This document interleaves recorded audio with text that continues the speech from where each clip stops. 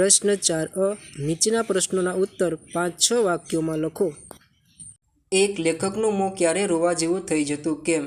જવાબ: લેખક સાયકલ ચલાવતા હોય ત્યારે બજાર વચ્ચે પડે ત્યારે તેમનું મોં રોવા જેવું થઈ જતું, કારણ કે તેમને બજાર વચ્ચે પડવાથી ખૂબ શરમ આવતી હતી। તેમને એમ થતું કે કોઈ ન જુએ તેવી ખડાવાળ કે એવી બીજી જગ્યાએ પડ્યા હોઈએ તો કશો વાંધો ન આવે, પરંતુ બજારે બેઠેલા ફિલ્મ ઉતારે ત્યારે તે ખરાબ લાગતું અને તેમનું મોં રોવા જેવું થઈ જતું। સરહદે કતારમાં હથિયારો લઈને ઊભેલા વાવના સઘળા શૂરવીરો તેમના રાણાને શું પૂછે છે?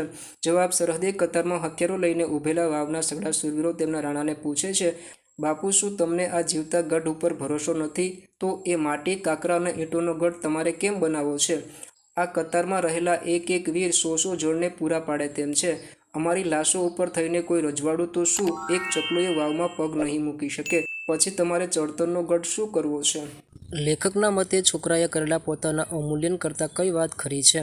જવાબ: લેખકના મતે છોકરાએ કરેલા પોતાના અવમૂલ્યન કરતાં બીજાના જવાબ કરતાં મારો જવાબ સાચો છે।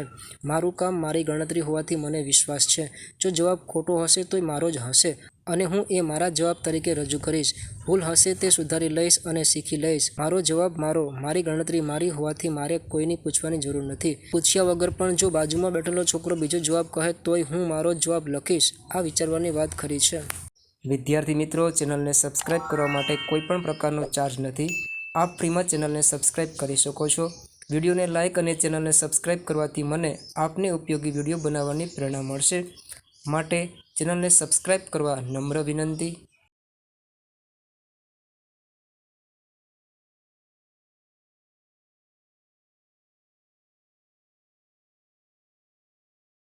લેખકને ગામડાના ઘરનું આકર્ષણ શા કારણે રહ્યું નહોતું? જવાબ: લેખકનું ઘર જે વાસમાં હતું ત્યાં જૂના પડોશીઓ પણ હવે શહેરમાં રહેતા થઈ ગયા હતા। મોટા ભાગનાએ તો પોતાના ઘર કાઢી પણ નાખ્યા હતા, એટલે પરણ મરણ જેવા કોઈ સામાજિક પ્રસંગે કે લાંબી રજાઓમાં ગામડાના એ ઘરમાં થોડા દિવસો રહેવા જતા ત્યારે ઘણું અળવું લાગતું હતું। નવા પાડોશીઓ આવી ગયા હોય અને તેમની સાથે નાતો બંધાયો જ ન હોવાથી તેમને એ ઘરનું આકર્ષણ રહ્યું ન હતું। અંધજન શા માટે નિરાશા અનુભવતા નથી? જવાબ: અંધજનની આંખો ભલે પરમાત્માએ છીનવી લીધી હોય, પણ એમની પાસે અવાજની, સ્પર્શની, મધુર સ્વરની દુનિયા સરસ મોહરી ઉઠી હોય છે।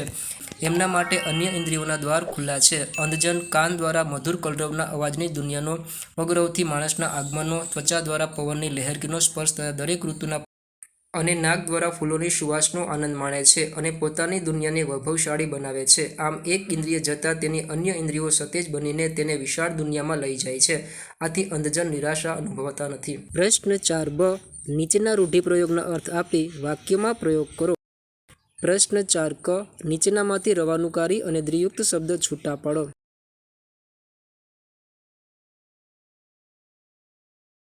પ્રશ્ન 4ડ નીચેની કહેવતોનો અર્થ લખો। 1. વડ તેવા ટેટા, બાપ તેવા બેટા।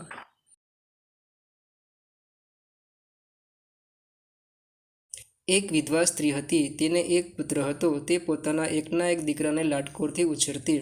એક દિવસ તેનો પુત્ર બીમાર પડ્યો। માતાએ પોતાના પુત્રને ઘણી સારવાર કરી, તેને સારામાં સારા દાક્તરની દવા આપવામાં આવી, આમ છતાં તે બચી શક્યો નહીં। એકના એક પુત્રનું અવસાન થતાં એ સ્ત્રીને ભારે આઘાત લાગ્યો। તે હૈયાપાટ રુદન કરવા લાગી। તે પોતાના મૃત પુત્રને વળગીને બેસી રહી। લોકોએ શબને સ્મશાન લઈ જવાની તૈયારી કરી, પણ માતા કોઈને પોતાના મૃત પુત્ર પાસે આવવા દેતી ન હતી। વિધવાના ઘરમાં ભેગા થયેલા પરગજુ લોકોની મૂંઝવણ વધી ગઈ। અવસાન પામેલી વ્યક્તિ કદી સજીવન થઈ શકે નહીં, આ વાત સમજવા એ સ્ત્રી તૈયાર નહોતી। એક સજ્જનને એક યુક્તિ સૂઝી। તેમણે તે સ્ત્રીને ભગવાન બુદ્ધ પાસે જવાની સલાહ આપી। વિધવા સ્ત્રી તરત જ પોતાના મૃત પુત્રને ભગવાન બુદ્ધ પાસે લઈ ગઈ। એણે પોતાના પુત્રને સજીવન કરવા ભગવાન બુદ્ધને આજીજી કરી।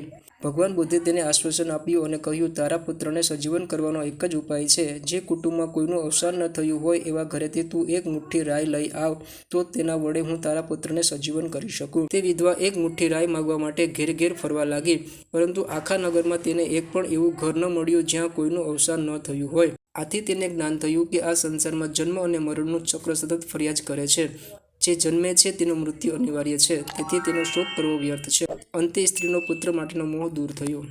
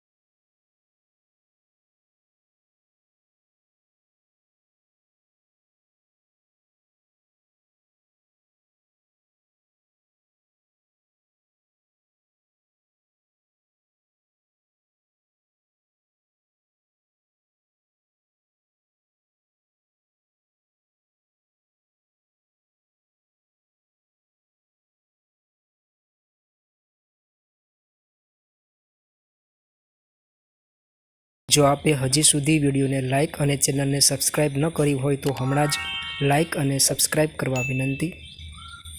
આવા જ વિડીયો જોવા અમારી ચેનલને લાઇક, શેર અને સબસ્ક્રાઇબ કરવાનું ભૂલશો નહીં.